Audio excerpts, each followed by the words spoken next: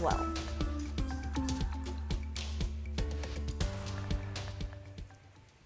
Now to coverage of the COVID-19 pandemic, which has really turned our lives upside down. But things are finally starting to get back to normal. Businesses are reopening, and as they do, local leaders are stressing the importance of social distancing. Government officials at every level are watching the number of cases very closely.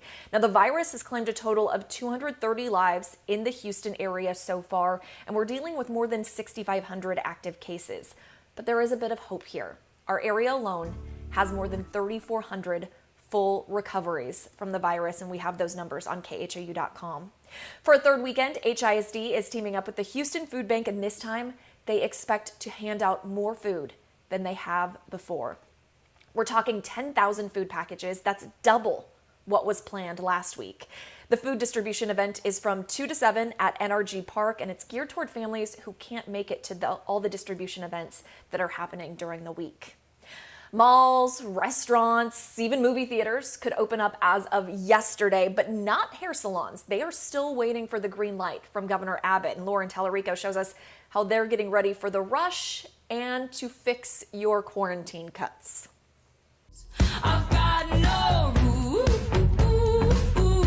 For some, like KHOU anchor Stephanie Simmons, they have nailed the do-it-yourself hair care. Top shorts and sides. But for others, their professional salon can't reopen soon enough. Women and men and everybody want their hair done. Carrie Winiger owns Vita Matari Salon in Houston, and she is anxious to open back up. We're going to be inundated when we get back. Winiger has stayed afloat by getting creative, focusing on product sales and helping clients come up with temporary solutions. Our chairs are 6 feet apart. She's also spent a lot of time figuring out how to reopen safely once she can. We're going to place room dividers in between each shampoo area. We'll have masks for stylists. We will have masks for customers. She also purchased dental shields for stylists, a UV ray disinfectant shelf, and decided no more double bookings, just to name a few. Other salons and barbershops will likely have similar practices in place. The industry is overseen by the Texas Department of Licensing and Regulation. It will be providing guidelines. Girl, I'm prepared as you could possibly be. In the meantime, Winiger says whatever her clients have done at home, I think I did a pretty good job. she'll be ready to fix it. People are being creative and they're kind of laughing about some of these at-home situations that have happened. And, you know, I know that we can fix those when they're back in our chair. Standing for Houston, Everyone say bye. Bye. I'm Lauren Tallarico, KHOU 11 News. Yeah, you know we're going to need those.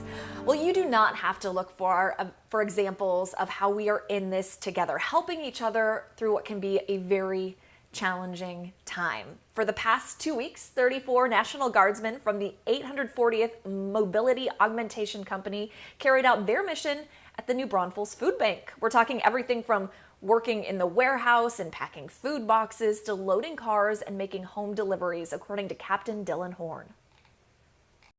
It feels good to put food in people's cars, put food in people's hands who don't have it. It really is a tangible experience for these guys to be able to serve their fellow Texans. That help's coming at the perfect time. The food bank estimates distribution is up by 35%. And a Central Texas couple wasn't about to let the pandemic derail their wedding plans entirely. Instead, they held what they call a pop-up pandemic wedding at a drive-in movie theater just outside of Austin. Guests pulled in. They could watch the ceremony on the big screen. Bree and Lindsay Leverton say after postponing their wedding initially, a family member tested positive for COVID-19 and they realized time isn't guaranteed and they wanted to exchange vows as soon as they could. Congrats to the beautiful couple.